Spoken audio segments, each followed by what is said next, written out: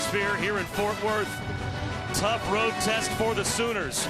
And make no mistake about it, the playoff begins today for Oklahoma as they take on TCU. For college football fan is you've got best on best, good on good, as coaches like to say. You've got the best offense in the conference, the most explosive offense in the conference, and I think both Lincoln Riley from an offensive perspective and Gary Patterson, whose defense leads on a defensive perspective, they love it. They covet this kind of chess match of strength versus strength, and so do I. Oklahoma with the longest true road game win streak in college football on the line, and has not been much luck for TCU against OU of late. The third time these two teams will meet in the last 12 games, as last year they closed out the season of the Big 12 championship game. Bob Wischusen and Brock Ewart, Allison Williams. Oklahoma won the toss, deferred their option to the second half, so here comes a struggling TCU offense. Saw 14 turnovers in the last 13 quarters. Since TCU made it 33-28 late against Ohio State, they have struggled. Olanalua on first down picks up a couple of yards. Yeah, and this is a proud state champion. You just heard Allison talk about Kyler on the other side. Well, Sean Robinson went 15-0. He was the Gatorade State Player of the Year. Yeah, and it's not been an easy ride for him. A lot of moving pieces up front does not make his job easier. And he came to the sidelines a week ago and said, where are the big plays? Just not making enough plays. Screen to Turpin. And he's about 3 yards shy of a first down. And this may be a defense to do it against, and it's a defense that's going to look a little different today. It's a defense, in my opinion, that's got to be run by those big boys up front. Mike Stoops out, fired during the bye week.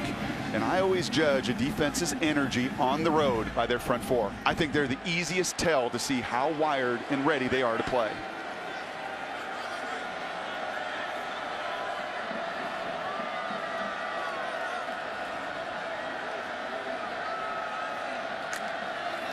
Four-man rush on third down.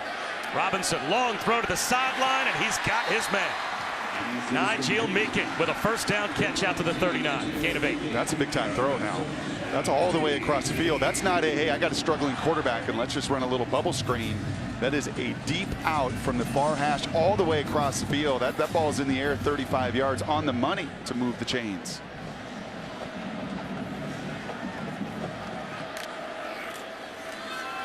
Zone read. Cut back for Robinson. Bottled up. He picked up a yard. And this is the element where he's probably struggling the most. When he was that Gatorade State Player of the Year, he did with his arm, he did it with his legs. You could see the harness on his left shoulder. He took a serious and significant shoulder injury on a run against Iowa State. And in talking to Sonny yesterday, the run game is where he feels it the most. Would you want to run him today if you were TCU then? I think you have to show that look to Oklahoma, and especially early.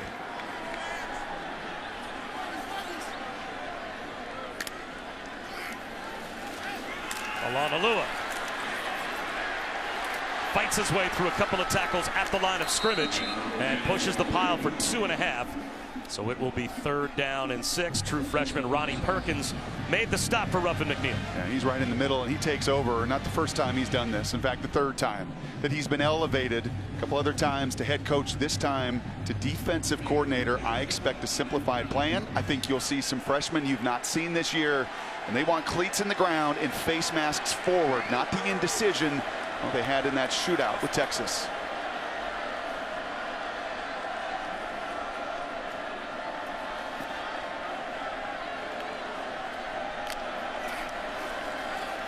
Four-man rush, stepping up.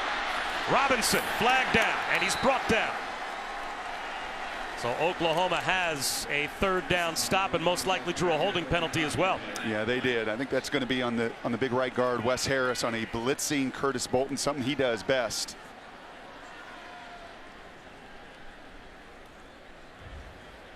There is no foul on the play for holding. The defender's feet got tangled up. That's the reason he went to the ground. Fourth down. Well, I like the clarification. And if you're Oklahoma, you love that kind of aggressive defensive mindset. It was going to be right here, right in the middle of your screen. You could see Bolton, the linebacker. Yeah, defender trips out, but I think there's also an awfully big tug at the jersey.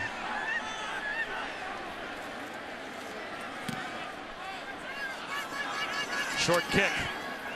And Hollywood Brown will let it roll inside the 20 all the way down to about the 16-yard line. Signing bonus. He may not be 5 tools as a quarterback, but the only one he's missing is height, and he more than makes up for it in every other significant way. He's got a rocket arm, and he's got the quickest feet you're going to see at that position in college football. That's a deep stable of tailbacks too, and one of those is Trey Sermon. Against a different level defense than maybe they've seen so far this year. It's a gain of 2 on first down. Well, Gary Patterson said it's the fastest. It's not the biggest, it's not the strongest, but as far as speed goes, and it's speed on speed with Hollywood Brown and Murray and Lamb and the rest of these Sooners, one of the fastest on paper he's seen. Play action for Murray. Well protected, wide open. He's got the fullback Carson Meyer. First down and then some out to the 35. Guys, Kyler Murray, obviously a great baseball player drafted by the A's. So I asked him, being a game of failure in baseball, if there's any lessons from that he applied after that loss to Texas 2 weeks ago. He said no. He goes, baseball isn't an individual sport played as a team game. You deal with failure differently. He absolutely hates to lose, and he admitted it took him some time to get past that loss to Texas. Even though his offense put 45 on the board in the loss, he's got a first down here after a gain of 16. Sermon's got a crease, gets to the sideline. Near the 50 before he's finally brought down. And this Trayvon Merrick-Woodard made the stop. And we highlighted, Bob, the stats. And this is why they're the best in this conference. Because you've got all league performers up and down that offensive line. This is not just throw it out on the perimeter. It's a beautiful balance of run and pass. 4-man rush. There goes Marquise Brown. Hollywood jitterbugging for a first down. He's got 11 more. Lincoln Riley, as far as a former quarterback that's sitting up in a booth as an analyst today, I think if you surveyed all of us, Greasy, Herbie, Blackledge, Craig McElroy, everybody else, Andre Ware, they'd all say the same thing. As far as playmaking goes, creating plays, not just the players on the field that make plays. That guy makes them first. And he's had a bye week to get ready. And, man, there have been some tremendous wrinkles here. That's Brown out of the backfield. It was a tight end hidden between a guard and tackle earlier. Seeing the advantage of a couple weeks to prepare for TCU. 9 yards per play. That's ridiculous. Draw play here to Sermon. From behind and brought down by Terrell Cooper, picked up 4. And I think all my peers would say the same thing. It's not just a simple little scheme. They mix so much variety with an incredible tempo. And Gary Patterson knows this is the most difficult animal that he tries to tangle with. Murray out of the pocket. Might be where he's at his most dangerous. C.D. Lamb. It's a walk-in touchdown.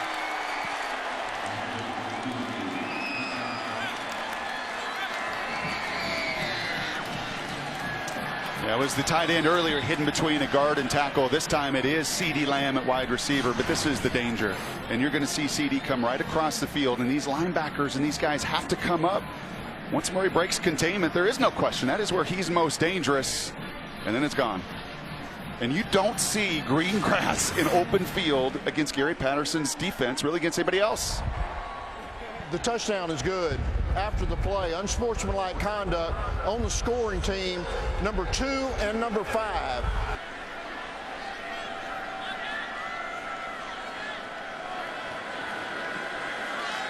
Austin Seibert handles the place kicking duties as well as the punting duties for Oklahoma, and he's perfect on the point after. 7-0. C.D. Lamb celebrated the touchdown with Marquise Brown. I guess a little too much.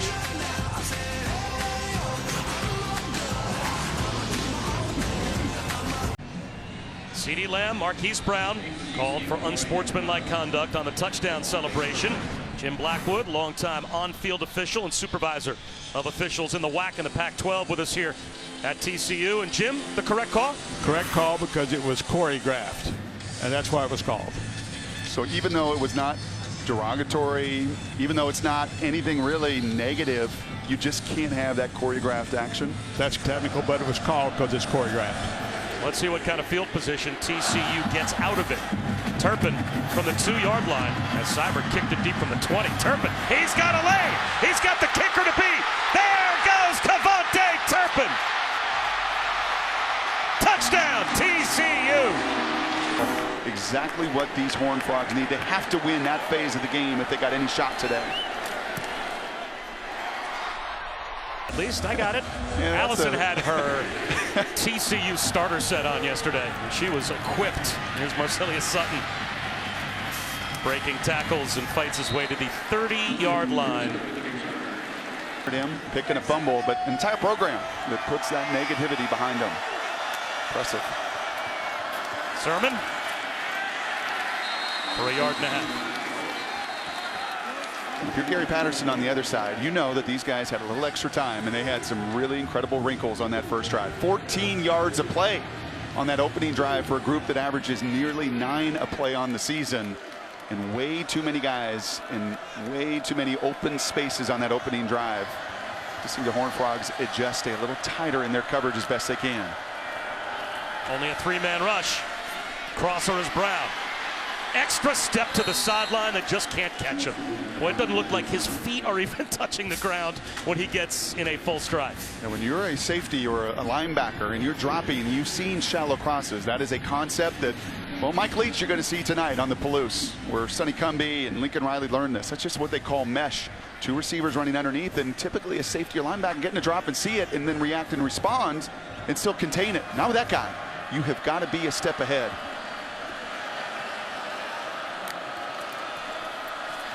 Right up the gut. It's Sermon. He picks up 6 on first down. And this guy, what did he tell us? 7 miles a game, walking and pacing and on the field, and he calls these signals. He's looking right now at what Oklahoma is doing with their personnel group, and he's going to give a signal, and you could see the guys on the field all looking at him. He is signaling every single play, and then those guys got to distribute the calls to everybody and make sure with moving pieces now they're all on the same page. On a keeper, it's Murray. And he will slide to the 40-yard line. I thought what was interesting, Brock, your take. Oklahoma, they're just going to play most likely with face masks forward defensively, but all of the communication that goes on in the second and third level of the TCU defense after they get this call. And you can see it, eyes are over there, and the guy's abilities to process. So they get the call from him, and then at times they can even change it, but having to communicate it, nobody in college football does that level of communication, I think, at a higher level than what the Horned Frogs do defensively. Murray, a little screen out to Brown. This time they've got him bottled up against the sideline. Terrific play by Trayvon Merrick-Woodard. That's a tackle for a loss of 5. And guys, knowing how important it is, especially in the second level of that defense, to process information and communicate clearly. Gary Patterson spent a lot of time talking to his safeties when they came off the field, with Ridwan Isahaku, Markel Simons, making sure they know their assignments, are clear on everything, and are communicating it to the guys in front of them. Spent a lot of time with the safeties because they are without a couple of their starters there. No Ennis Gaines, may not see him the rest of the way. No Nico Small, missing his 3rd straight game. A lot of experience out on the back end. So communication, that much more important. Hollywood Brown in space again. And it will be 3rd down. How hard is it to execute the communication against Big 12 offenses, especially, that just go so fast? So fast, and then this elite speed. And that's now a couple times that Lincoln Riley has got his 200-meter runner, like Turpin on the kickoff, just out there in that green grass. So you may have the right call.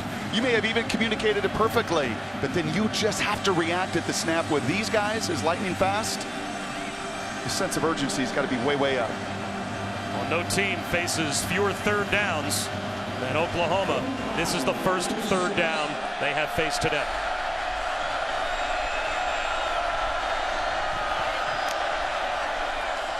They're going to try and run for it with Sermon. He won't get there. And now what do? Lincoln Riley in that gray area just inside the 35-yard line. Field goal range or go for it on 3rd down and 3? He made that call because he's going for it. That is a run that you would have loved to get 7 or 8, and it springs out of there, but you know it's not going backwards with your offensive line. And now a very manageable situation, especially with the playmaking and the running ability of your quarterback. 4th down and a long 3.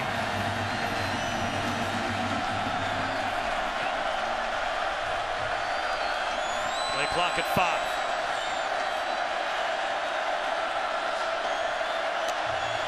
Just get the snap off. There's the slant. C.D. Lamb's got it for a 1st down. And you saw the massive amount of communication by TCU defensively, and you see the movements and the shifts, and then ultimately, what does it come down to? Just a one-on-one slant. Just those one-on-ones where your guy is better than their guy. You just get inside of Julius Lewis there. And once you give a quarterback with the arm strength of Kyler Murray your numbers, he's going to move the chains. I mean, these two weapons, Lamb and Brown, are an absolute nightmare, and I don't care how much defense you've got in your playbook.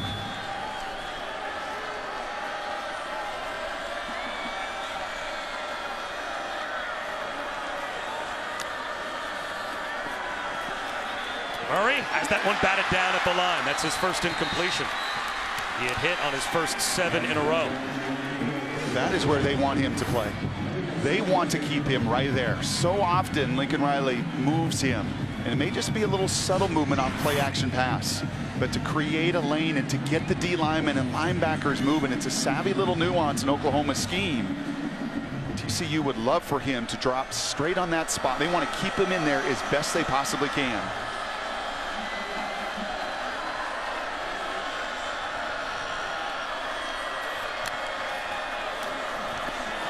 Sermon into the secondary and into the red zone. Gain of 9. Yeah, the right side of this Oklahoma line. I mean, that is where Cody Ford and Drew Samia all conference a year ago. That is where it is such an advantage. So many of these spread teams are just finesse, not with these guys. I mean, look at the size of those two, 74 Ford, 75 Samia, and they maul. They don't want to. This is not your, I'm going to 2-point stance and play patty cake. It is, I'm going to physically embarrass you and move you off your spot.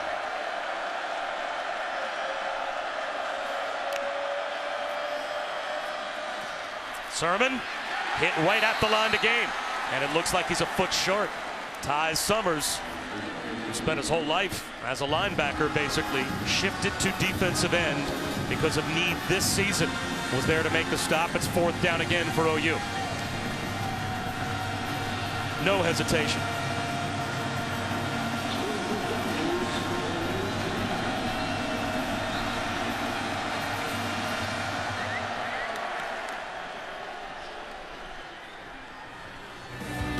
We'll step aside for just a moment, tied at 7 as they review that last play.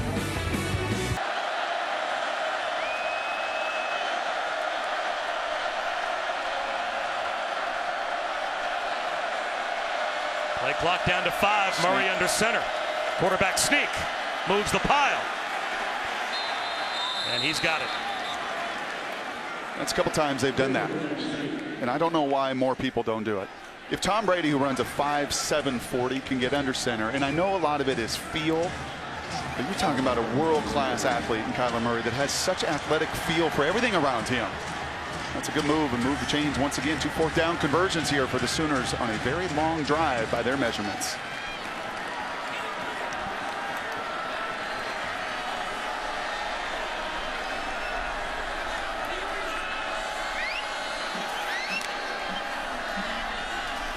Murray on a keeper.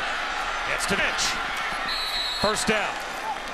Inside the 5, it's 1st and goal at the 4. You know, we were watching tape yesterday, Bob, and I said, have you seen quicker feet? I mean, have you ever seen quicker feet play the position, especially recently? I mean, we have seen fast guys, especially in this conference. RG3 is a world-class sprinter. But as far as just the turnover, and I know I was really aggravating you yesterday, I'm like, count of steps. He's taking 12 steps in 10 yards. I mean, he has got amazing quickness and is so potent in that phase of the game. You aggravate me, so that was just one on the list. Sermon right up the middle, powers his way to the goal line, and Oklahoma answers with another touchdown. That aggravates Gary Patterson on the other side. I mean, that is the longest drive. That's unheard of for Oklahoma to have a 7-minute touchdown drive, and Gary Patterson knows that, you know, trying to handle this team. You take the pass away, and then you've got a big, powerful back. That's on one of your best tackling defenders, and he just runs right through that tackle. Pads down. I think he crosses the plane. As they will take a look at that as they review every single play. He's through, and that's just, you know, that's why this group's number one in so many stats. Because what do you want to take away from them? Want to take away the pass? Great. Want to take away the run? Well, good luck with a 1-2 punch of quarterback and tailback. Their longest touchdown drive by over 2 minutes for this season. That's, I think, as many guys out as they have as well. I don't know if you can ask for more. And this one goes through the back of the end zone. Our first opportunity to say hi to Cassidy Hubbard. 1st and 10 at the 25 for TCU. Wow. Jet sweep off the play fake. Darius Davis. A lot of work to pick up 3 yards. And a lot of pursuit. And look at the defenders for Oklahoma. 3-4 guys there tackling. And that was a lot of the conversation. You know, when you're looking at Sean Robinson, you made changes to your defensive staff. What kind of juice are you going to play with? How much energy are you going to have? I said to you earlier, watch the D-line and then watch the pursuit. How many of those helmets are getting to the tackle pursuing?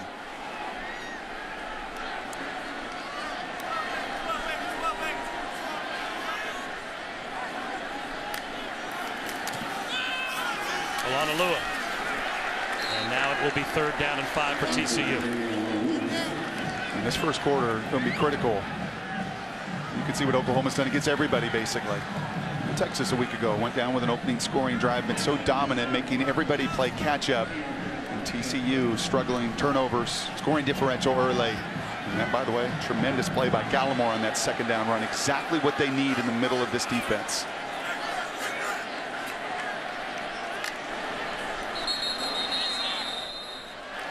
Looks like a false start. That's on the senior. And for an offense that's struggling, they do not need to face 3rd down and 10.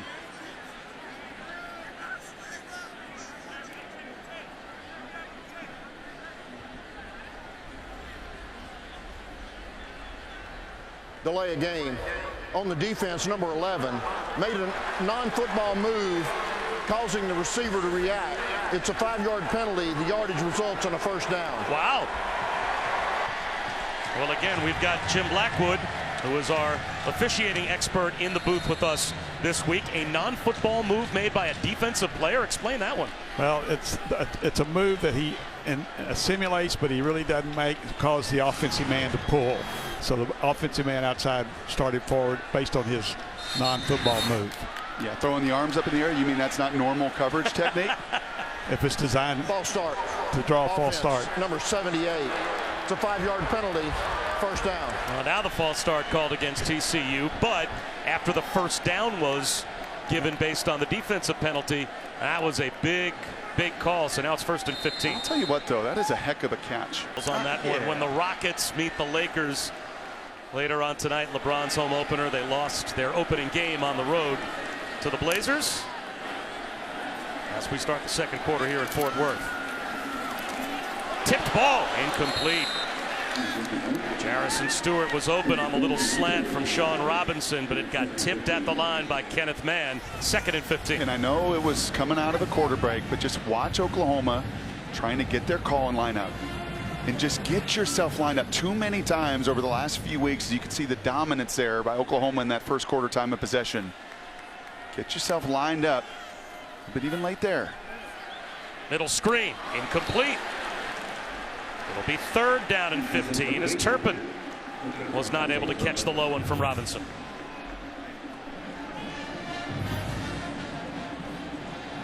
This is a danger zone. This is an O-line that's got a lot of inexperience. This is a defense, and Ruffin McNeil's opportunity on 3rd and extra long to find something creative. More than likely getting in those gaps, trying to show look and get out of it. Sooners show blitz. Now they'll back off.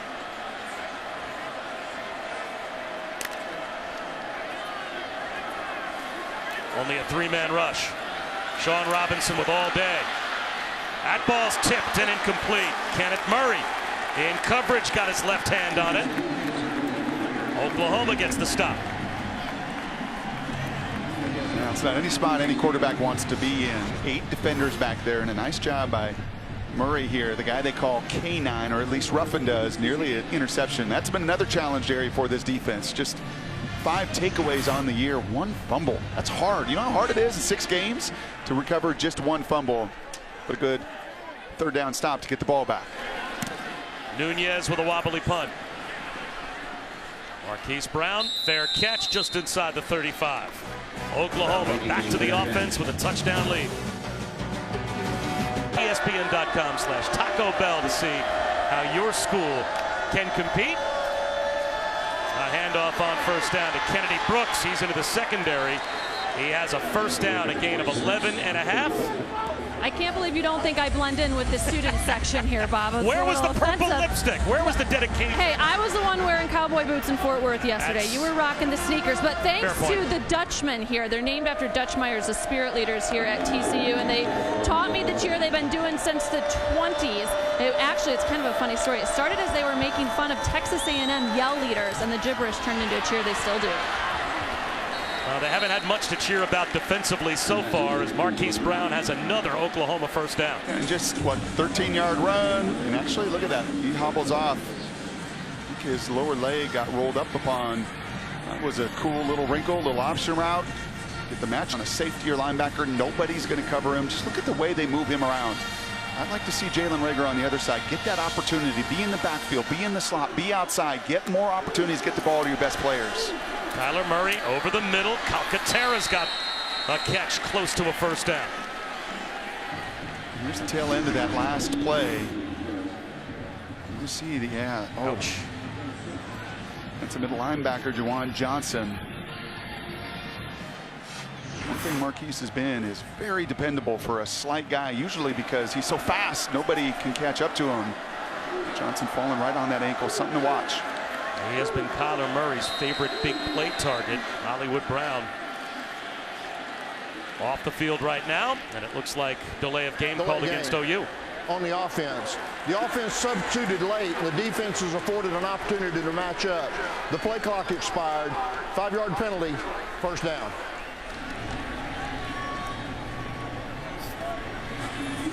Well, again, Jim Blackwood, our official in the booth. Good call. Good call, because they substituted too late.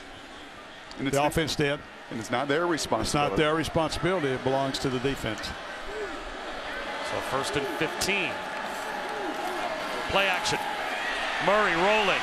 Gets loose. Down the sideline. Toe tapping and staying in bounds is Miles Tease. And he has a first down. And a flag thrown late. Another penalty marker just after the play was over.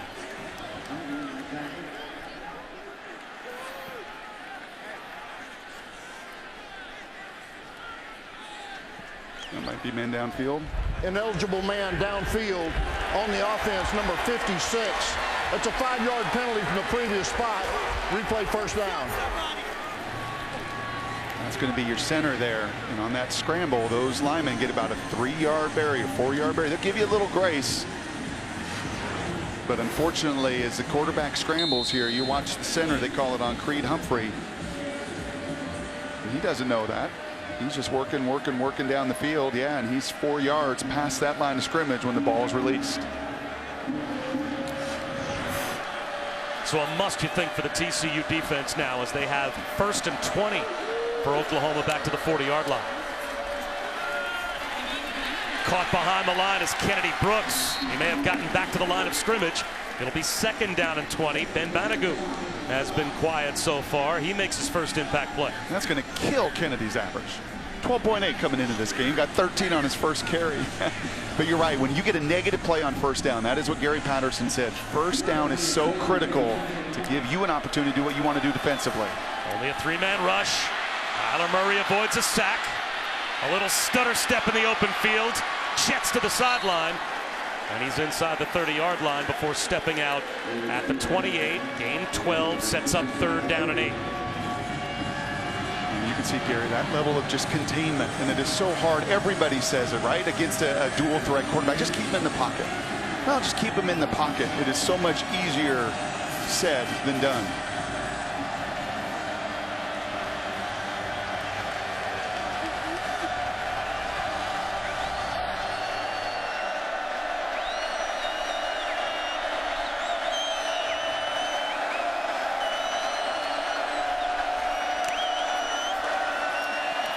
Murray, C.D. Lamb, right at the line to gain. And he may have taken himself back just shy of the marker. It looked like he caught the ball at the 20-yard line, but as he was turning, he took himself back about a half-yard shy of the line to gain.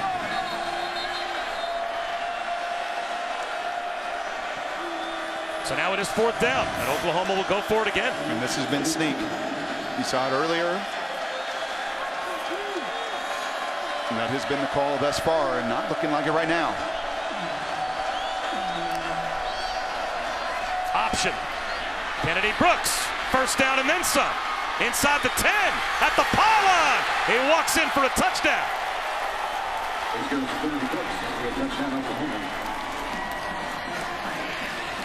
I can't tell you how good that is. And to do it so fast. You know, we talk about Gary Patterson's crew processing. How about that? How about you get up initially, it looked like a sneak. Nope, and Lincoln Riley's on the sidelines. Absolutely not. He's looking at the formation too. That's why he's psyched, because they checked to exactly the right play. An advantage check, a one-on-one, beautiful blocking down the field. I mean, this is pretty heady stuff. Kyler Murray, remember, is a first-year starter in this system, and he is in charge. The #1 defense in the Big 12, powerless right now to stop the #1 offense, so it seems. You know what else has been perfect? This offense. It's one thing to watch it on tape, but to see it in person and the level of just detail and execution and the chess match right now that Lincoln Riley is clearly defeating Gary Patterson. Pretty impressive. And a fair catch called for by DeMercado, so that will bring it out to the 25-yard line. And tonight on ESPN. Finley is that. 3 years of experience in Eli Drinkwitz's system. That'll be a wonderful matchup too. On a rollout, Robinson. Long throw to the sideline. That looks like a short hop intended for Turpin. And that's a couple throws now low. You saw the previous possession. One hopped a throw. This one, I like moving him. That's what Sonny Cumbie said. He wants to get this young quarterback feeling good. You know, a tremendous player in high school. The highest quarterback recruit they've ever had here. And they just want to get him feeling good, and the last 2 possessions going the wrong way.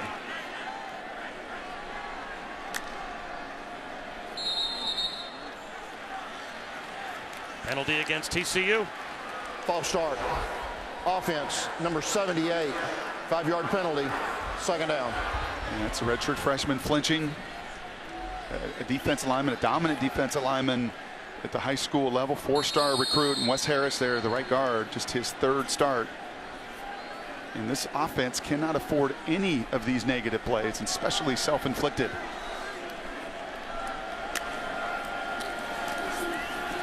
Robinson off play action. Low throw again. And coming back to make the catch and get some of the penalty yards back as well is Turpin. Picked up 9, 3rd down and 6. Look at the difference in the 2 QBs ripping it. Right, those last 2 throws are just dying before that ball gets there, and you can see the shoulder. It's the non-throwing shoulder. You know, Sonny said it's not affecting his throwing motion, but you're just not seeing a guy in any way that's ripping it the way he can.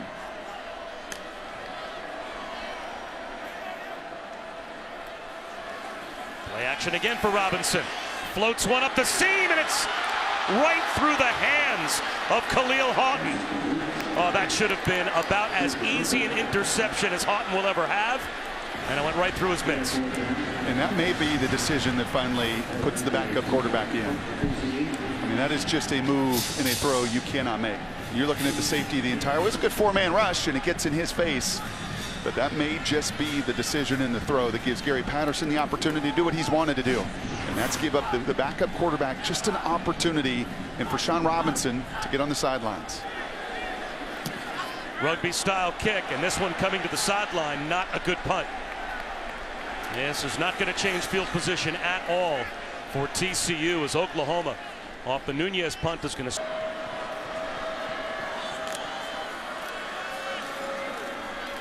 Hand off. Kennedy Brooks, 7 yards on 1st down. And I thought we had a good conversation with Sonny Cumbie, who comes from the Mike Leach School, and you see once again dominant run play. And here's Kenny Hill, student assistant. And Sonny said he's been really good for Sean Robinson, just from understanding, hey, a guy that also went through a tremendous amount of adversity and had to transfer schools and been through the ups and the downs. And had a lot of relationship and conversation with Sean Robinson. Does that say anything to you that Michael Collins, the backup, just got on the phone? It really would to me. Get yourself ready to play. Brooks again. Wow. Kennedy Brooks into the open field. Inside the 10-yard line before he's finally brought down. 43 more. And it is Velcro at the line of scrimmage. We talk about space these receivers are in. I said to you, this is the best offensive line in the Big 12. They may make a statement around the country to the Alabamas and the Wisconsins and everybody else, because it has been target practice for them, as you see, unfortunately, Julius Lewis down for TCU. But these guys are getting what coaches love to say, a hat on a hat, and they're just swallowing up blockers. They love it. And I love a team. As much as I love a quarterback throwing it, my favorite teams are those that are dominated by the personality of an offensive line. Look at that. Look at the hole. They take such tremendous pride in not only protecting their quarterback, but a run game that when those two things are going, you're going to put up 600 yards in this building. Good to see Lewis able to walk off. I was talking to Bill Polian, who of course works ESPN Radio and NFL Live, all of our television shows, about what the biggest problem right now in the NFL is, identifying personnel. He said everyone always thinks it's the quarterback. How hard? Well, think about how many young quarterbacks there are in the NFL right now. It is a crisis for NFL personnel people to try to find quality offensive linemen. And you wonder if this Oklahoma group, at least in this league, doesn't really stand out. Well, those two are going to get a really good look. Samia is going to be a two-time all-conference player. Cody Ford is enormous in Mammoth. And I just love the pride they take in their workmanship. Take note, college football programs, it starts at the line of scrimmage. Goal to go for Kyler Murray.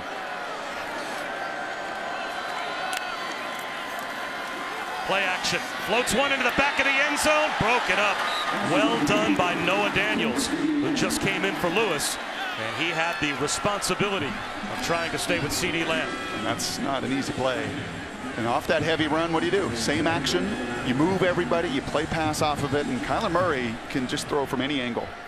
Probably won that one about 1.5 feet further in front.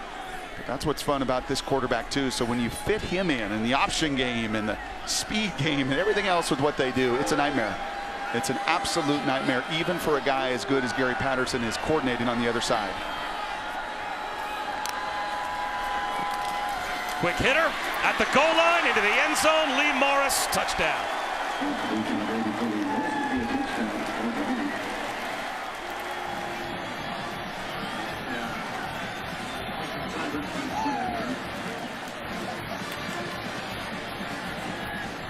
Talk about a catch to touchdown ratio. 9 catches on the season for Morris now, 5 touchdowns. Talk about cushion in a red zone. And probably worth pointing out, no Ennis Gaines and no Nico Small, and there's really been no chance. But those absences on the back end of this defense. 11 career receptions for Lee Morris, 7 touchdowns. Did you take that percentage? Is the game really this easy offensively? They make it look that way. Boy, a playbook. 4th and inches, you outnumber, you out-execute. There's 4 offensive players there for Oklahoma, and add a 5th, and you get that 2-on-1 option game. That's all beautiful and gets the first down, but you get 6 because of the effort down the field. And Gary Patterson's been pulling his hair out on that sideline, frustrated with his guys in the secondary not getting off blocks. But kudos to you, Miles Tees. 20 yards down the field, giving up 35 pounds, but your effort and energy scored the 6. So it looks like Gary Patterson has pushed the button to change quarterbacks. Monte Turpin with a flag down. Another good return. Already brought back one for a touch, one out to the 43-yard line. We'll have to check.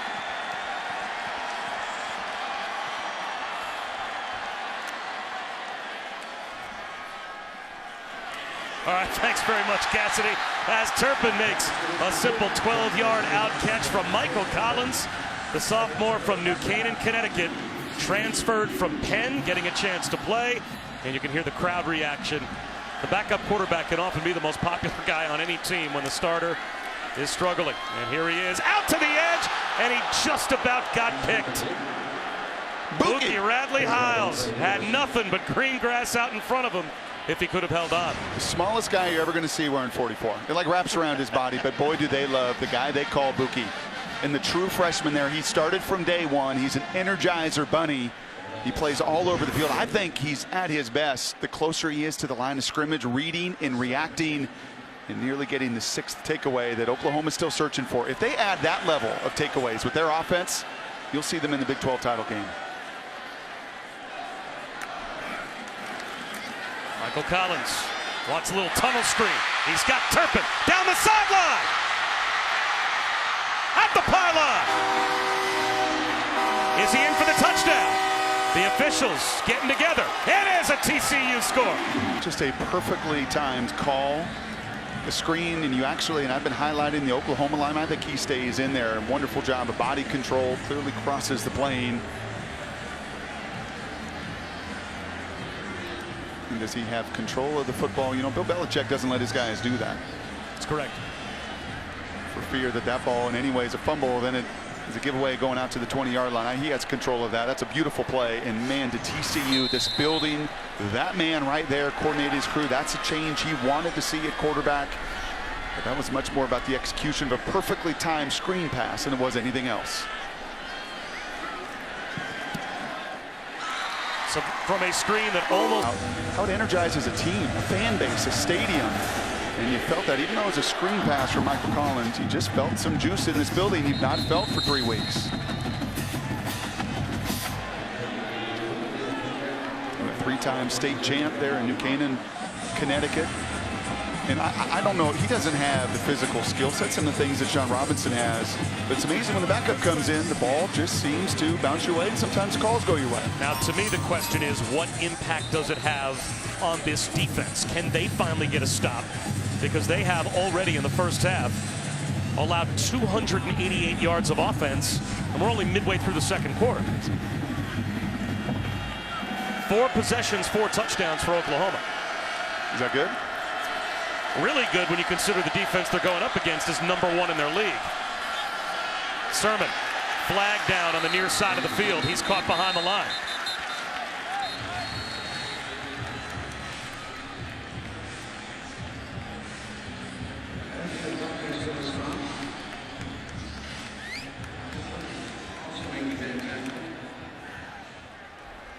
Illegal shift on the offense. 2 men moving without completely setting. It's a 5-yard penalty, first down. Well, I thought Gary Patterson wanted to decline that penalty. I would think he would. It was a 1-yard loss on first down. Guys, Marquise Hollywood Brown is on the field for Oklahoma. He does have that left foot heavily taped on the outside of his shoe. You could tell it was bothering him. He was pacing on the sideline trying to stretch it out. But good thing is, even if he's slow to step, he's still going to be one of the fastest guys on the field. So Hollywood Brown back in the game. TCU does decline the penalty, 2nd and 11.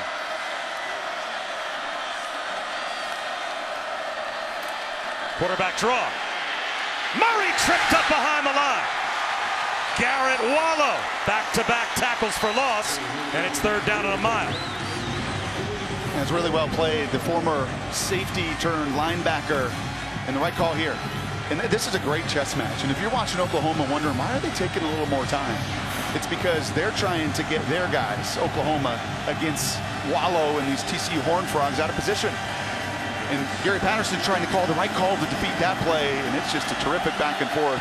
And the 3rd down that the Horned Frogs have to get off the field.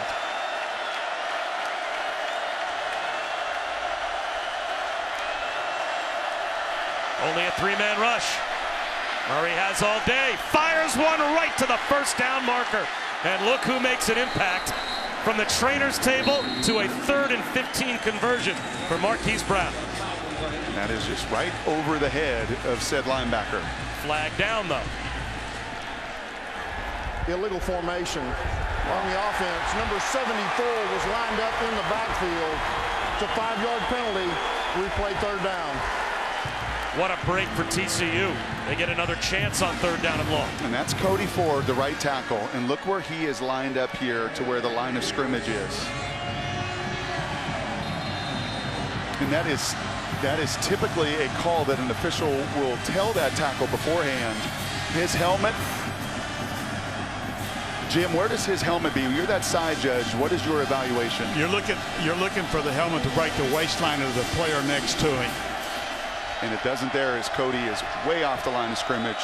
And you see he's adjusted here on this 3rd and 20. And they'll run it with Sermon and just play to punt. Ty Summers makes the stop. An offensive touchdown, a defensive stop for TCU. Crowd back in the game. Interesting last 6 minutes here in the first half. Yeah, and if you're Oklahoma and you're Lincoln, you're thinking, man, that's tough. We just beat ourselves there with a couple pre-snap penalties, not getting set. Putting forward there, just continuing on a 3rd and 15. He's just trying to gain a little bit of advantage. But that helmet just doesn't break the plane in the waistband at the right guard. And that's the first time we get to see the punting game. So Seibert from the goal line. With Devontae Turpin waiting near midfield.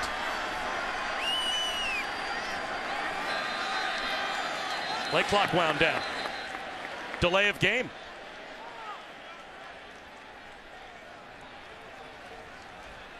About the only thing Oklahoma struggled with. Been some of these penalties before the snap.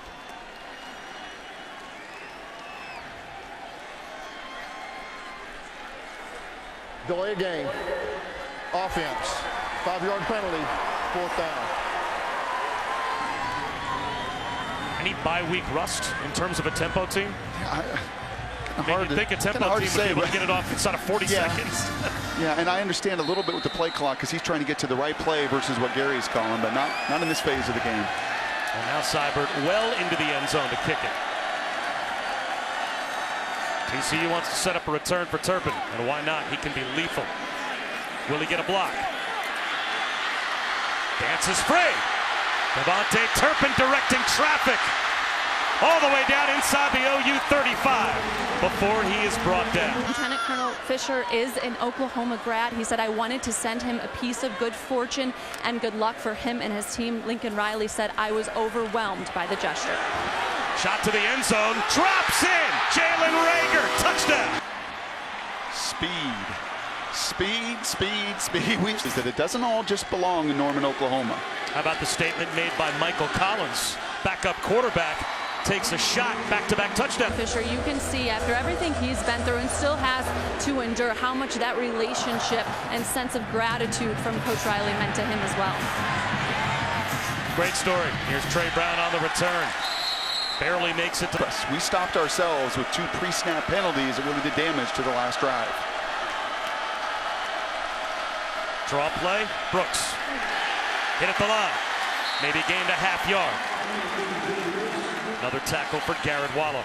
A few times they've beaten those blocks. That time of the tight end fullback unable to get around was Carson Meyer. And here's Gary looking to the other sidelines. He's looking at the personnel group. He's looking at the lineman. He's giving his call. You better do it in a hurry. Play action. Murray hit as he threw. It comes out sideways. It'll be 3rd down and 9. L.J. Collier collapsed the pocket. And it's amazing what a quarterback change can do. Not just to an offense, but to a stadium and even those defenders. Tremendous job by L.J. beating Bobby off the ball. Back-to-back plays. TCU getting to the edge and beating the Sooner offensive players. 3rd down and 9.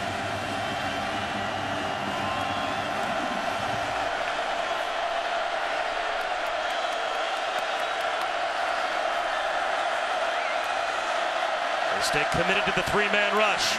A flip out into the flat. Brooks well short of the first down. And back-to-back punts for the OU offense. And TCU set up another return for Turpin. This time they'll call for a fair catch. In traffic, it bounces. Who did it hit? Flag out. Kick catch interference. Kicking team number 6. 15 yards from the spot of the foul. 1st and 10.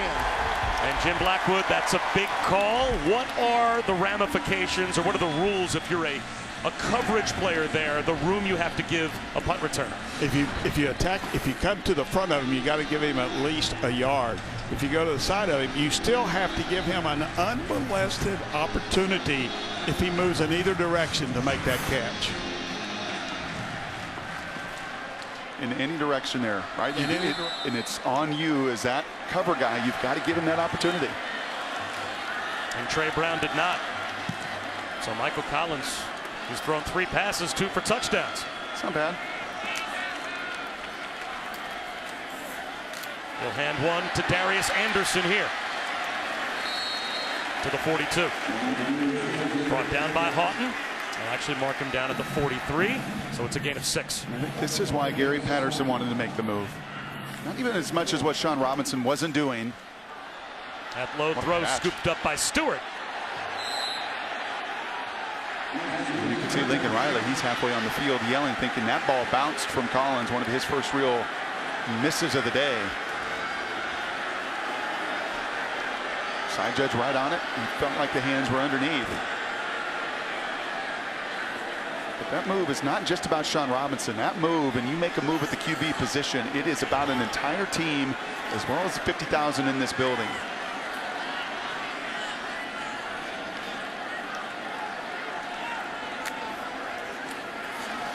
Option. Collins holds on to it. First down and more.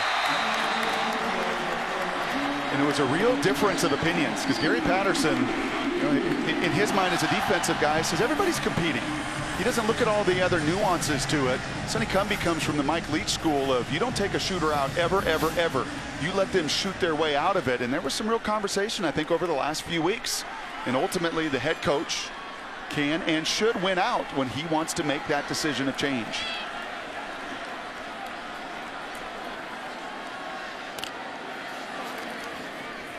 Another keeper for Collins. Nice jump cut in the backfield to avoid a loss.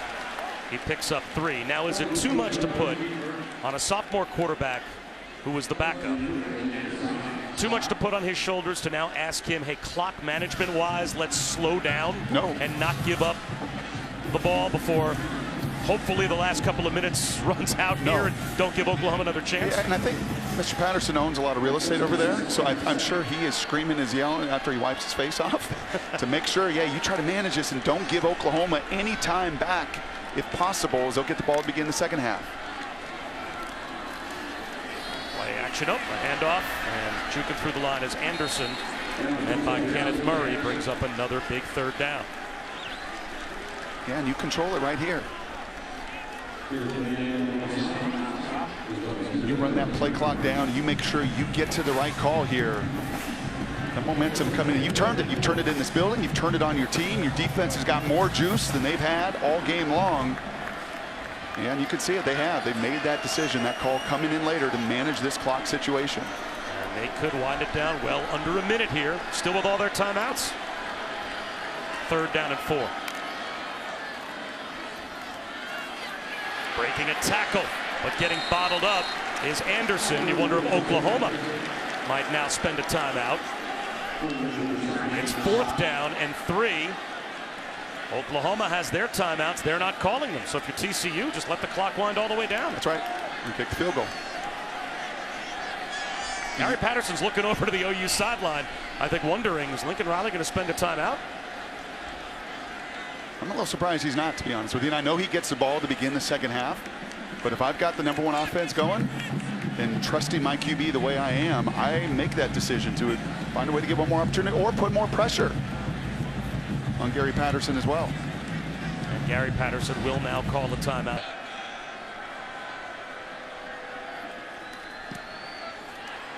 Plenty of leg, plenty of accuracy, not just in the Big 12. Squib kick to try and keep it away from Brown. And Sutton.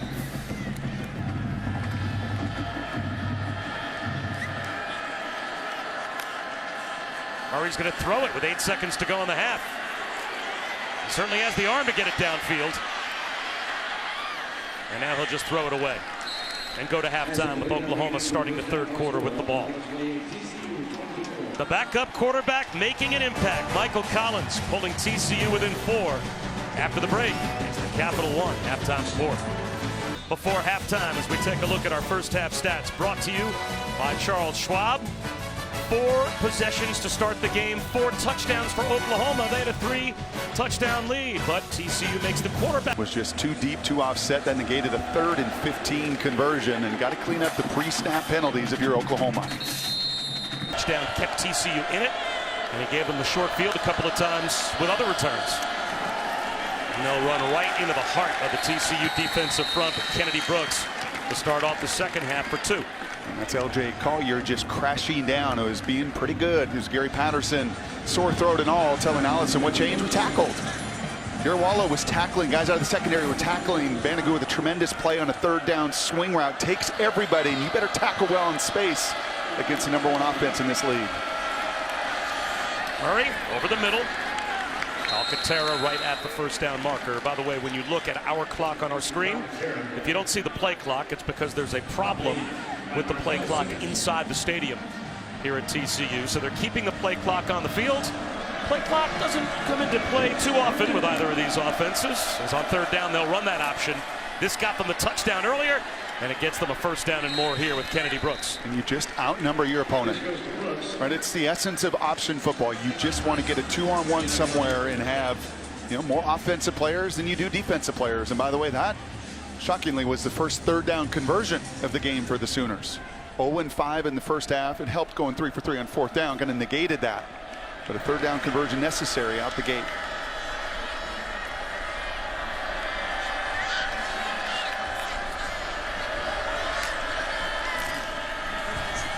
Brooks again. Upended just shy of the 50-yard line. He's an avid chess player. Introduced to the game in high school by a friend. He actually says, believe it or not, it helps him see football a little bit differently. Well, I think a bye week also maybe helped this staff realize that Kennedy Brooks in that 12+ yard average per carry coming into today need to get some touches and a few more touches, and he's been prolific.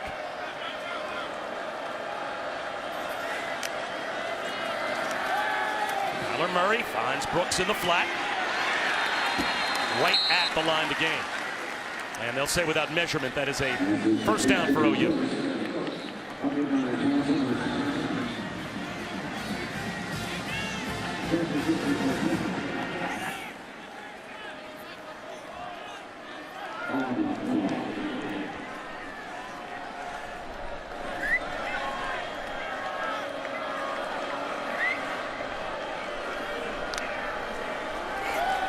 Four-man rush. Murray being chased. Floats one to the sideline looking for C.D. Lamb. Drops it in for a first down. We saw this earlier. First touchdown of the game, in fact, was a play that Murray breaks contain, and this takes two. This is out on the playground. It's a shallow cross that C.D. Lamb is so aware. Such a savvy player. Monster year, freshman All-American a year ago. And that is, I'm not just going to stay on my shallow route. This guy breaks contain, man. We're out on that playground. I put my arm up, and number one's going to find me.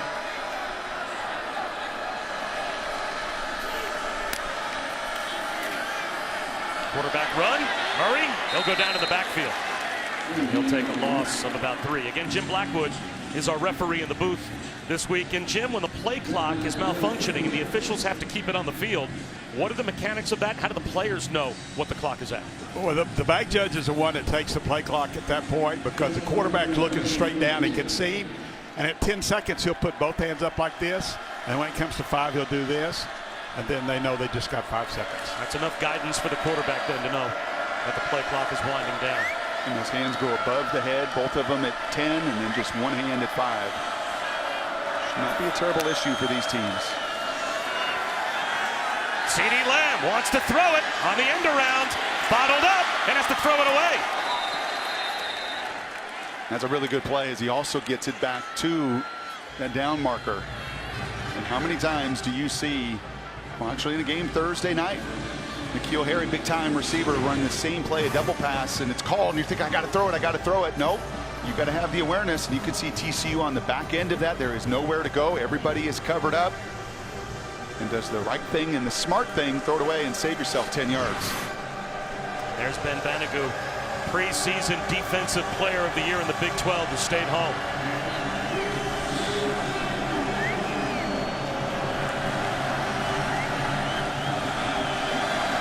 Awfully big play here, Bob. Awfully big play for both teams coming out of halftime if you're TCU and can hold to a field goal, and if Oklahoma can keep the pressure on.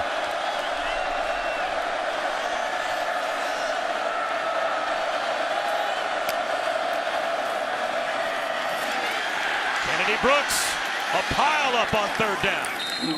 Inside the 20-yard line. And maybe they're just buying some real estate for Austin Seibert to kick a field goal, as that was pretty conservative. It was real conservative. On a wide open offense on 3rd and long. I'll say it again with a group up front that just blocks so well. A secondary for TCU that was without a couple of their veteran players. And Kyler Murray. Yeah, really conservative call on 3rd and 14. 37 yards away for Seibert.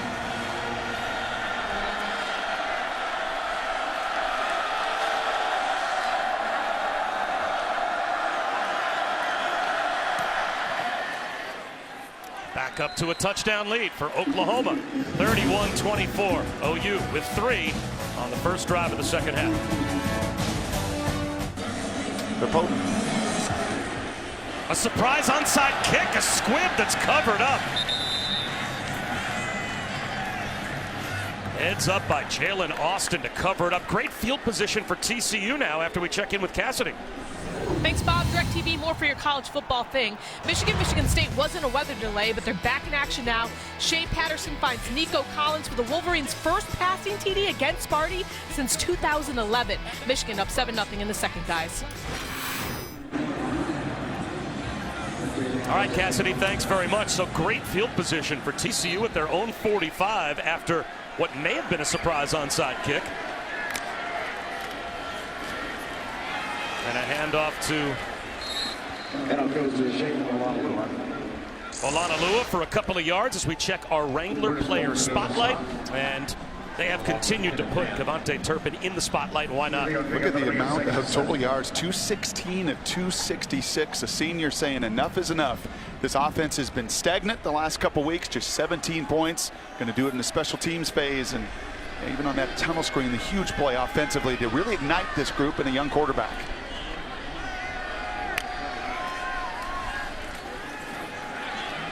Over the middle, contested catch made by Tate Barber. True freshman is able to take the hit, hold on, and pick up a first down. And that's Khalil Hotman. He's looking at it right in front of him at safety, and those are the plays that this group defensively, the collisions, they've got to make a step faster. Olanalua lowers his shoulders and powers his way for about 6 yards. You know, quickly back to the onside kick. How surprised are you that Oklahoma pushed that button and gave up this kind of field position? A little conservative on the third down call. Going back and looking at it, there may have been a chance for Murray to pull that ball. That option, that was a little power read option he gave and ultimately settled for the field goal. And that's a look that you spend 2 weeks of a bye week preparing for. Olanalua again.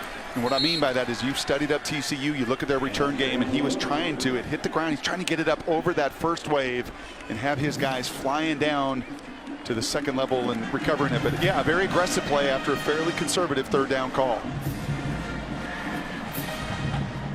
And a very manageable third and short, exactly what you want to do with the backup that you inserted in this game that changed this game.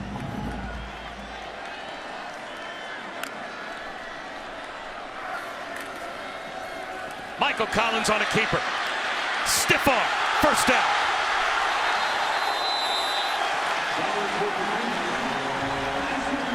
He was a lead rusher in that first half. And you don't have to be a 4-4 guy. You have to be willing to read, and then more importantly, you can see the undersized true freshman there. He gets the palm, does Brendan. Rayleigh Hiles, number 44, the true freshman. And frankly, he had one of the biggest non-plays of that first half. He makes a pick 6 on a screen pass. We may be never even looking at any of this as you see a wildcat formation. Olanalua set to take the direct snap. Bobbles it and throws the timing of the play completely off. And he gets thrown down behind the line, a loss of 3. Mark Jackson made the stop for Oklahoma. That was actually a great catch. That was a really difficult catch, especially for a running back that is never in this alignment. You've repped this play. This is obviously in the plan, something you like. And he has to stick a paw out. Otherwise, that thing could have been 10, 15 yards behind you.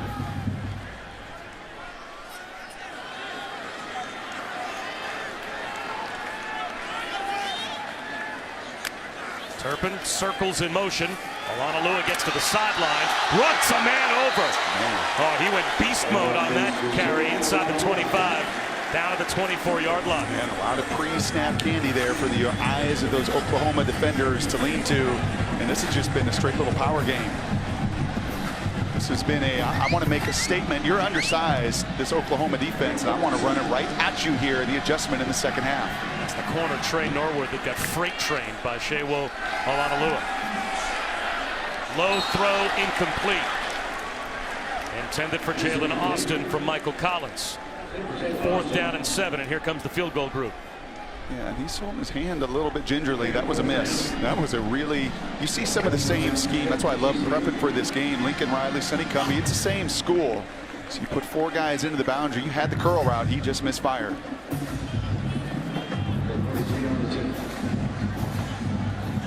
Cole Bunce from 41.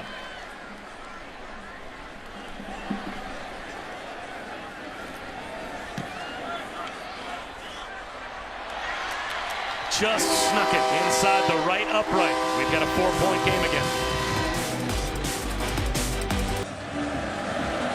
And it's hello, because hello, I'm wide open. Hello. Through the back of the end zone. They were used to it for decades, but on hard times. And we'll see. Handoff to Trey Sermon. He picks up a couple. Those were just tackles you were not making in the first half. Ridwan Sahaku there flying in. Right, we just didn't see anybody. You're catching everything. You're constantly playing from behind defensively in that first half. And that may not look like a lot, but the difference of 2nd and 8, just a 2-yard gain, starts to set up what you want to do defensively. Look at all the check with me with all those defenders on the field as well. Play action. Murray out of the pocket and slides. Good coverage downfield for TCU, forcing the scramble from Kyler Murray and forcing another 3rd down. Yeah, this is really close. I'm a little surprised you don't see a penalty at the end of this. QB clearly gives himself up. Now, a big fella does his part. You see Corey Bethel right there. Bethley, he actually slides. He doesn't land with 300 pounds on the quarterback. I think that's a right no call.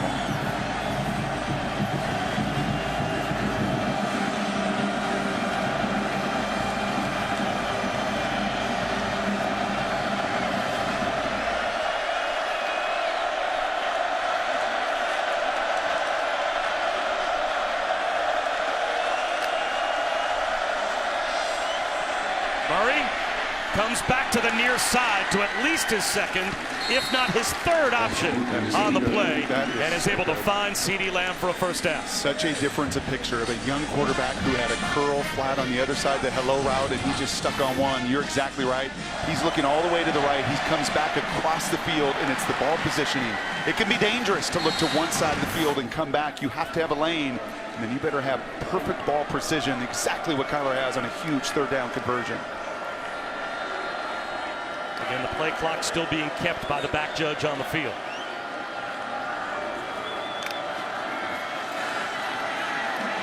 Murray flushed out of the pocket. He's got another gear. Makes a man miss in the open field. And goes out of bounds inside the TCU 40. You know what I really love? He protects himself. You show your toughness as a quarterback by being available and being durable. And I think Russell Wilson, the best in the game at doing it. Running, but will constantly protect himself. And that's the 3rd or 4th time. You know, we have seen him today just, you know, take a seat in the pocket, slide, avoid that contact as those guys are gunning for you. Smart.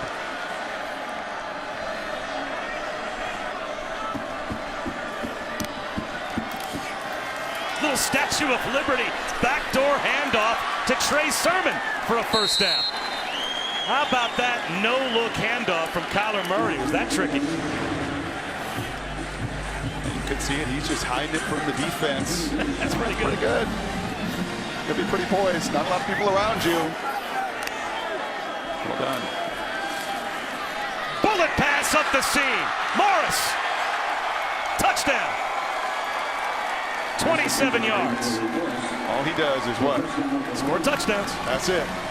And Gary's thinking we had him 3rd and 8. I had him 3rd and 8. And that little guy has done what he's done all season long. He responds. He reads the entire field. He gets the 3rd down conversion, and he moved those chains. A tempo team needs to see those chains move. Those chains move. He scrambles, and then he throws a dart to the touchdown maker himself. At least 2 touchdowns passing in every game so far this year for Kyler Murray. That's his 3rd today. And Oklahoma back on top by 2 scores. Just perfectly timed. You throw that deep over, you got to throw it right over those linebackers on a line and let Mr. Morris do the rest. Seems up at Ohio State will have a statement in that as well before it's all said and done. But what a response from your QB. Bringing it from the goal line, Mercado. Good return. And a tough return as his momentum was taking him back to the goal line. Still gets it out to the 33-yard line. You know, we've got physical effort of getting run over. I thought they started with their hair on fire a bit, and they got to get back to that energy. Play action for Collins. Taking a shot down the sideline for Stevens. What a catch by John Stevens! Are you kidding me? He took it right off the helmet of Trey Brown. 47 yards. And it doesn't matter who is coordinating your defense. When you get one-on-one situations and your corner's out there on an island, they've got to make a play. And that's just an incredible, incredible effort from the freshman Stevens. Darius Anderson inside the 20-yard line for 4. I think somewhere Sloan, his sister, is jumping up and down. And does John control it? Sloan Stevens, tennis player. His sister, that ball moves, but I don't think it ever hits the ground. He controls. That's a catch, and what a big-time play from the true freshman. They want to get more and more involved. Talented family, as good a play as you're going to see. And that's why you can fire Mike Stoops, but your players on the field have to be the ones in one-on-one situations to execute. Little toss forward. Turpin reverses field. Nowhere to go. He's going to lose 4. Back outside the 20-yard line. Eventually, Kenneth Murray was there to bring him down, as Murray and Bolton, they're the #1 tackle duo in all of college football. You can see the red zone, like a lot of these areas, have just been a challenge. Finding those touchdowns, and a little too cute. Previous possession, play goes haywire. You're trying to do a wildcat, bad snap that time. Trying to be a little cute. I think you're getting after this Oklahoma defense by doing your traditional work. I don't know if you need those wrinkles, especially down in the red zone, an area of struggle.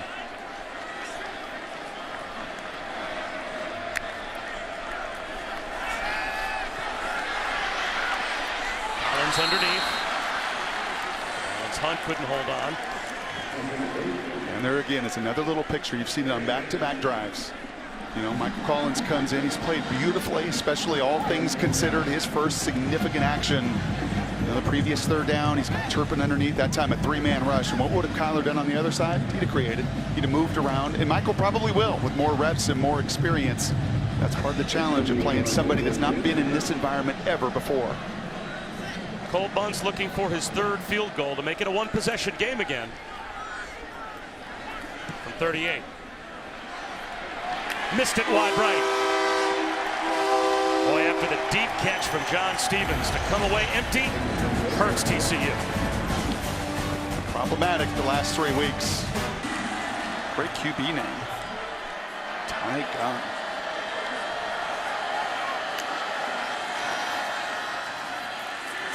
Kennedy Brooks down the sideline. Anagut trails him out of bounds, but not before Brooks gets across the 40 and picks up 22. Yeah, you add just another gear, and you've seen more of him today than you've seen at any point this season. Trey Sermon's gotten a lot of the carries, Sutton as well, but it's been a lot more. And I think that's reflective of a bye week, of some evaluation, of self-scouting towards the second half of the year, and just another half step faster for Mr. Brooks. Keeper Murray tries to turn the corner, almost runs into his own man, as Hollywood Brown couldn't get out of the way. He picked up a yard. Patterson continuing to coach up these young safeties. He told Trayvon Merrick-Woodard, you have to stop staring in the backfield. It doesn't matter that you're a freshman. If they motion, you have to stop staring and be smart enough to look over and see what we're checking into on defense. There is so much processing for these guys. You think and you hear about a quarterback and his progression and everything else. These safeties in this system, and there's challenges any defensive player in college football when you play for Gary Patterson at that spot. Blitz coming. It's been rare today that they've sent the blitz. And the dump off to Calcaterra, bottled up by Wallow. A gain of about 3.5 brings up 3rd down and 6. And as we're staring at that 4th quarter here in 90 seconds, this becomes truly enormous. I think I can count on one hand today the number of times that Gary Patterson has sent a blitz, a legit blitz, after Kyler Murray. Yep. Because too often he burns you both with his arm and his feet. And they rush 4 here on 3rd down. Murray off his back foot up the seam, incomplete for Brooks. And TCU gets a 3rd down stop. And that's the spot they want him. They want him to make that decision. That's also why they've not blitzed, Bob. They don't want him to move and get out, where he's so dangerous to scramble, but also has even more sightlines. They wanted him to play right behind that center as much as they possibly could, and that's a big, big 3rd down stop. So even if he is in the pocket and is unmolested, yes, just because he's in the pocket, it's a win for TCU. Yes, those windows get a lot harder to see. 5'10".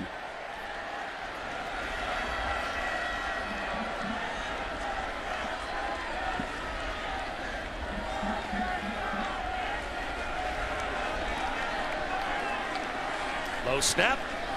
Seibert with a wobbly kick. Takes a big Oklahoma hop. Inside the 20-yard line, down to the 17. Back to Cassidy. That American. Kudos to them. 3 American teams ranked in the top 25 this week. And that Rose Bowl win on the road to start the season for Cincinnati and UCLA doesn't look like a fluke anymore. Alana Lua. Hard-working 5 yards on first down. Kenneth Murray made the stop. 2 unbeatens in the ACC. NC State, Clemson, Death Valley. 3:30 Eastern today. Coming up shortly, 12:30 Pacific on ESPN and the ESPN app, so you can watch anywhere. Pretty big one for Trevor Lawrence, too. Got knocked out of his first start, just lit up Wake Forest a couple weeks ago. We'll get a chance to see him down in Tallahassee and Florida State, but that will be a marquee matchup in the ACC. Collins taking a deep shot again for Rieger. Incomplete. Having just a little more teaching tape again and experience. You could see the hand on the chest. He threw it to the right spot. A lot of times that post route with nobody in the middle, you leave too high and you allow the quarterback corner to cover the ground. This one's all about air. He's got the right spot. So this is trajectory. This isn't target. This is trajectory, and you just need more air. And especially with someone as good as Jalen, and Michael knows it, just give my guy a chance. That guy and all of my receivers today are going up and winning. That throw much too flat. Another big third down. 4-man rush. Blindside rush coming. Collins has no idea. And down he goes. Curtis Bolton is able to get the sack. Oklahoma ends the quarter with a big play on defense. Haven't had enough of those, but he is their best blitzer. A perfectly timed stunt. And when Bolton gets an opportunity to feast on an inexperienced quarterback, he'll do just that. This couple of times a 4-point game, and they're about to kick it back to Oklahoma down by 2 scores. And CeeDee Lamb's going to let it hop, and it takes a good TCU roll.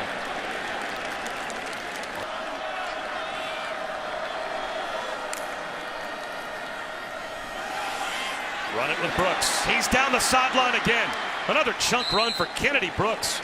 He came into today with 192 rushing yards on the season. And that is so good from Drew Samia, the right guard. I just watched a TCU group not pick up a pass stunt.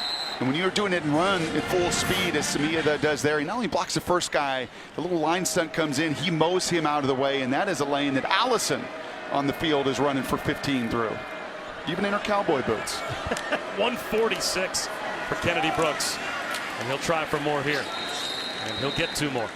Brought down by Garrett Wallow. You know, we've seen Oklahoma Sooner offenses over the last few decades loaded, and I mean loaded with NFL dudes. But when they've been their best, it's when they've got some studs up front. It's not just a receiver and running back and quarterback. It has been all conference play. I think they're going to have 3 all-conference players. I think right tackle, right guard, left guard. Ford, Samia, Powers. I think all those guys are all conference, and Evans even left tackles pushing.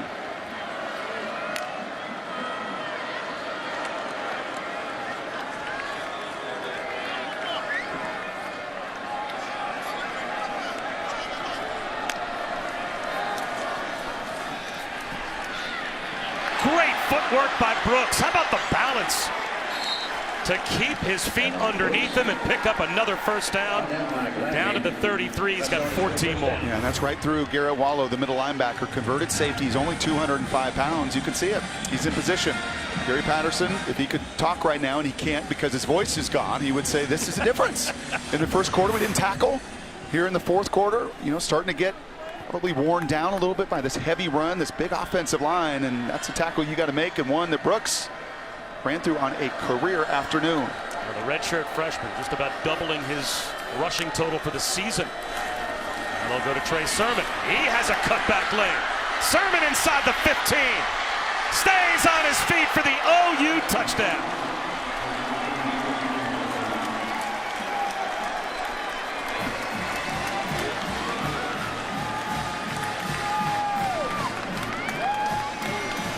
statement drive by Oklahoma. Just keep it on the ground and wear out the TCU defense, and they just did. Yeah, they dominated the opening quarters of games, and then they finished.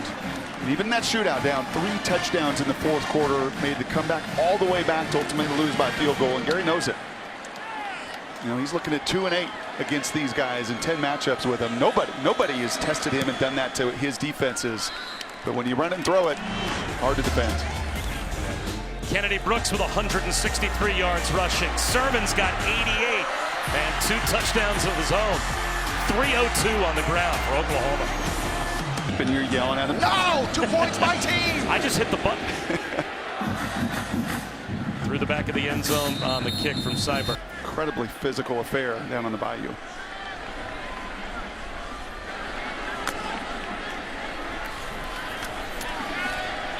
Collins to the sideline, broken up.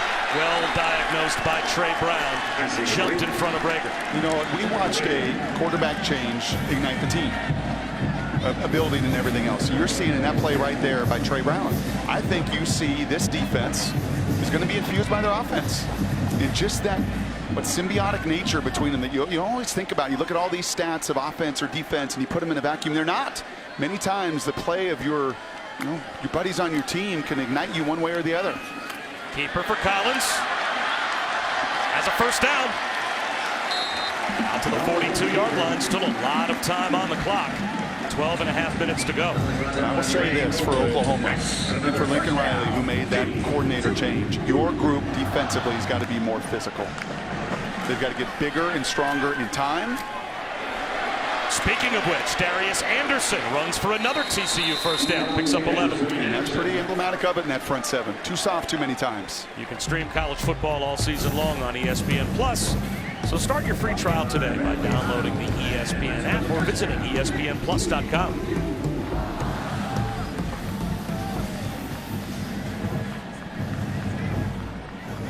And I like these calls. And you've seen both coordinators who love to throw the ball.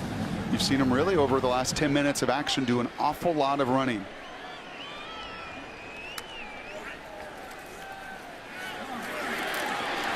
They were looking for the wide receiver screen to Rager, and it wasn't there as the pressure came from Neville Gallimore. So a smart play by Collins, just dirts the ball. Second down. Yeah, this effective earlier, a tunnel screen for a touchdown, and you see the right call, a front side blitz, a zone dropper back.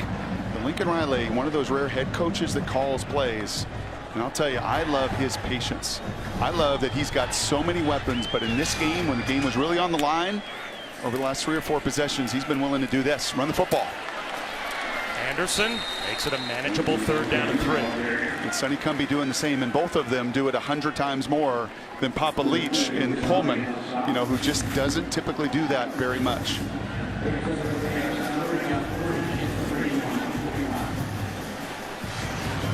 And the right hand, an issue for Collins. Wow. Yeah, that is a feel and pain issue. He's fighting through it. Although they'll try to run for it with Alanalua. And they've got another first down. Stop made by Kenneth Murray. TCU has a chance to make this a 2-possession game again. Very important drive as we approach 11 minutes to go. They play with tempo. Alanalua tries to find some running room and picks up 2. And I think that is worth watching on the quarterback.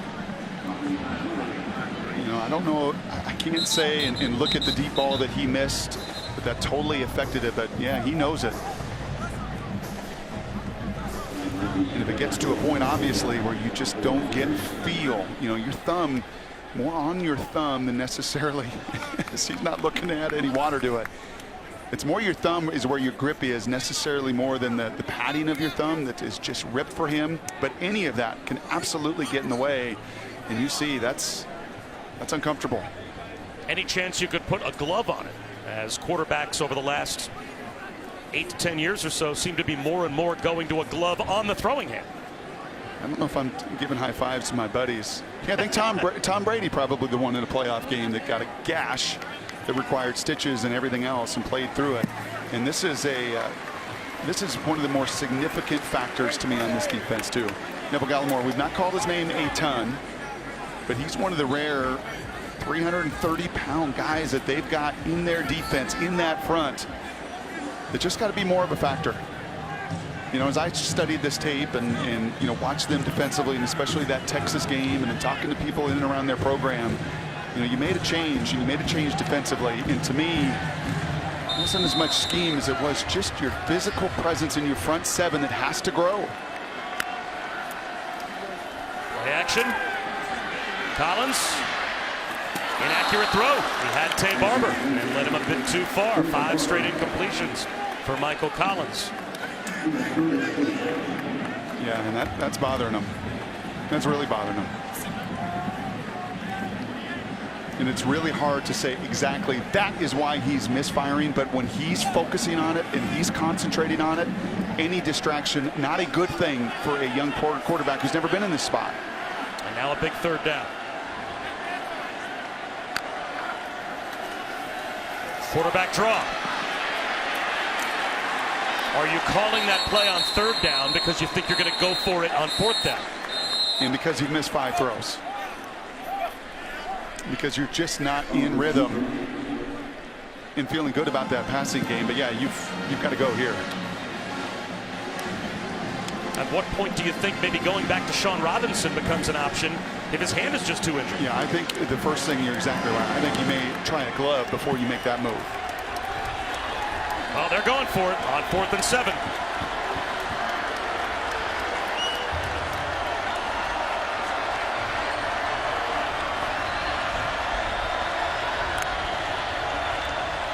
Three-man rush. Collins gets out of the pocket. He's going to try and run for it. He gets cut down well shy of the line to gain by Parnell Motley.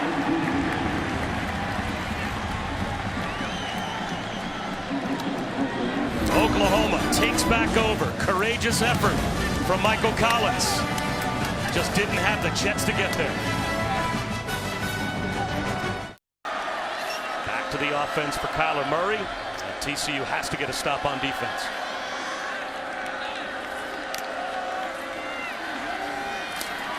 Sermon.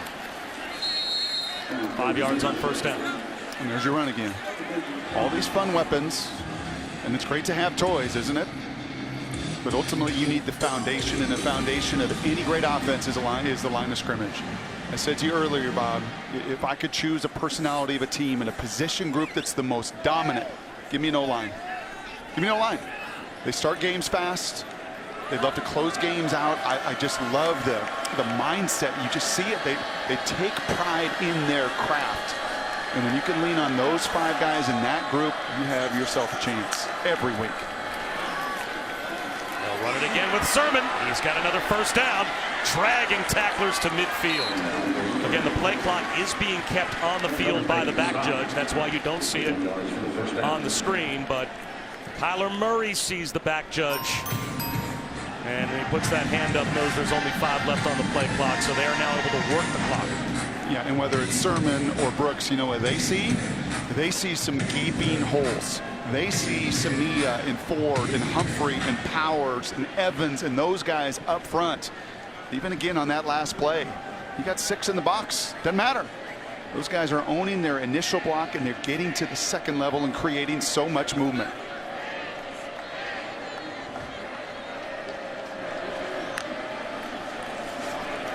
Sermon. This time brought down right at the line of scrimmage, but he has 110 yards rushing. Trey Sermon, walking off a moment ago, could not put much weight at all on that right leg. Of course, Oklahoma lost Rodney Anderson, who was an 1,100-yard rusher last season back against UCLA earlier this year, and Ridwan Isakahu went low at Sermon there. So now Kennedy Brooks back in. He's had himself a day.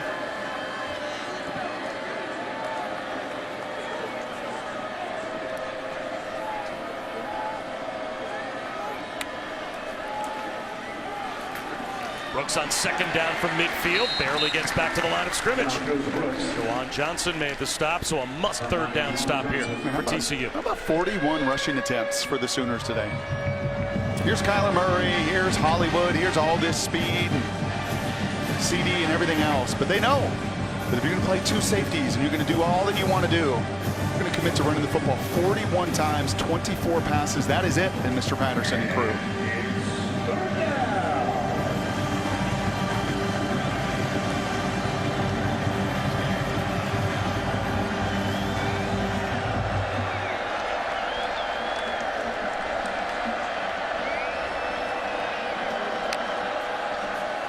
They stay conservative.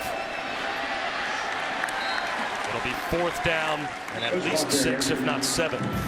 That's taking another 40 seconds on. And how many times, Bob, are you yelling me in this booth? On and off the air, by the way. Not at you, necessarily. But why do these tempo teams not use the clock? Well, all the time. And look, hey, case in point right here. Lincoln Riley either must have heard you or just knows that the worst thing you can do is stop this clock, keep chewing it up, shorten this game. Is that a good impersonation or unfair? yeah, you nailed it. But you do. Game management for a lot of tempo teams is often butchered, and that was not. You can tell tempo teams oftentimes just practice tempo. And sometimes the game calls for slowing it down. Oklahoma, well, they have done a really good job of grinding the clock down. And now on special teams, they do a really good job. Well coached. Down to the 2-yard line, a 45-yard punt. TCU quarterback Michael Collins showing some grit. This is earlier in this half. Sliding out of bounds, that right arm extended, and it looks like it catches on the edge of the tarp. It tore open the padding on his right thumb. They tended to it earlier when he was on the sideline, put some new skin on it, a clear bandage as well. But that whole padding on his thumb, guys, is torn open.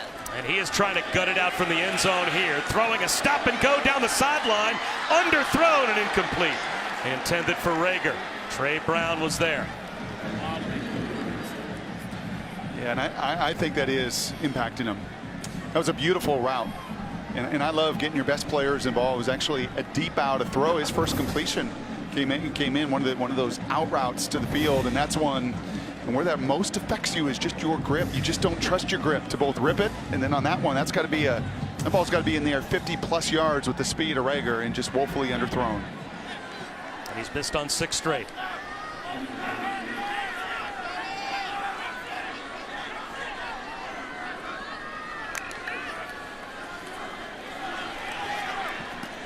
Low throw, incomplete. Turpin couldn't scoop it up, and it hung in midair just for a moment behind Curtis Bolton, who didn't know it was there. Yeah, and again, just back-to-back throws. Well-timed little option route. Everything is right in front of you. It's just low and behind. And the first one could have been 99. I mean, Rager has got a step. That one could have been a 99-yard touchdown pass. And as much as it's also that thumb, you know what it is? It's adversity, too. When you come in as a backup, you said it perfectly. You're the best friend of everybody. Stadium lights up for you. It's so much fun. Touchdown on the tunnel screen. It's a little harder when adversity starts to hit you along with that thumb injury.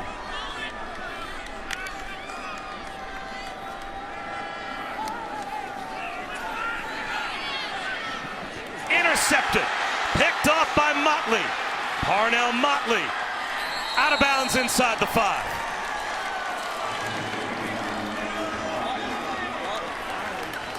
And a lot of purple shirts in this stadium just got up and started to head towards the exits.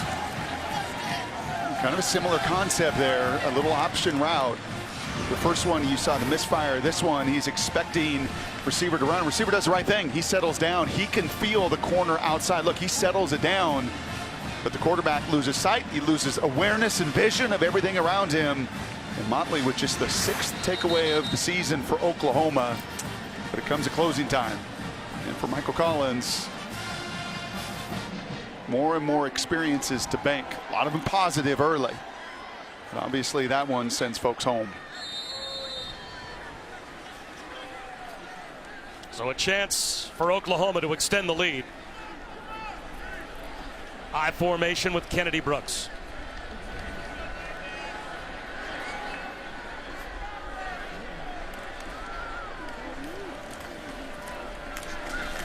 Met behind the line. Got down to the 2-yard line. You know, you hear a lot of times, especially maybe even more so in baseball, the game speeds up on you.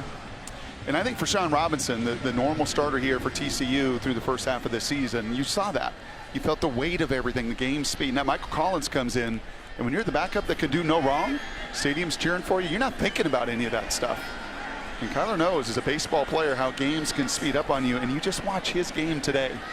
And as the moments get a little bigger, as a little adversity hits, you just see the field, man, everything around you starts to speed up and fly. And the game catching up a little bit to the inexperience of Collins. To the 1 yard line goes Brooks.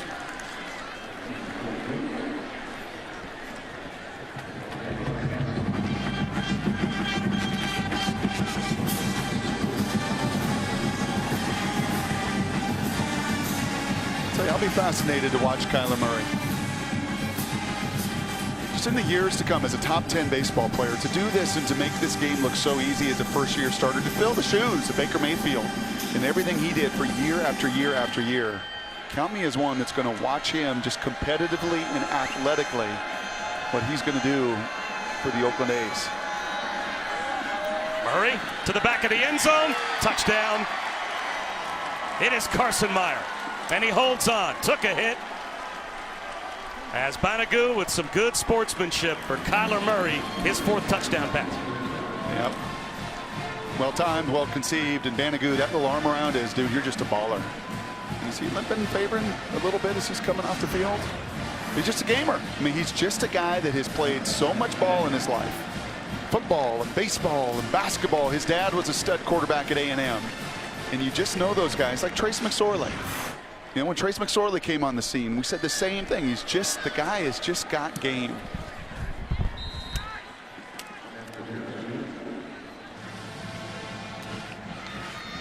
But ultimately, in his heart of hearts, he knows that 52 against Kyler is not going to be uncommon this season.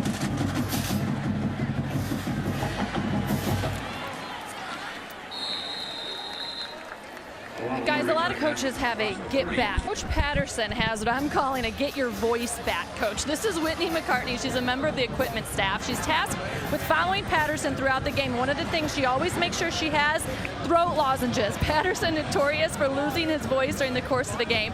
And not only is he constantly yelling, he's constantly pacing as well. She wears a step tracker. She said she'll do as much as 6,000 steps during the course of the game. And remember, that's all 25 to 25 yard line. He's constantly on the move. I checked with her at the half, and he's on pace to hit his mark. He was at about 2,500 steps at the half. I like the sweat towels. You see the one in the back pocket too. You got to always be prepared. Collins gives to DeMercado. And he's out to about the 35-yard line. I know you said that the Oklahoma defense fed a little bit off Kyler Murray and how the offense was producing, but did you see a difference today now that Ruffin McNeil has taken over and maybe their at least preparedness or readiness at the snap? Possibly. Okay. I don't see I can't sit here after 60 minutes and say, wow, wholesale changes. You know, we had Florida State earlier this year, and I saw wholesale changes for them. After so much struggle, they simplified things greatly. Maybe a little bit more simple today. There's still some line stunts. Largely guys have been in position. I guess you could say that in these 60 minutes. You have not seen busted coverages. Have you seen guys beat on the perimeter? Yes. Will you continue to in this conference? Yes. But really, all they've got to do is just be competent on that side of the ball. You don't have to shut people down. A takeaway here, change field position there, a stop every once in a while. And this offense is going to be good enough to carry you back to that title game.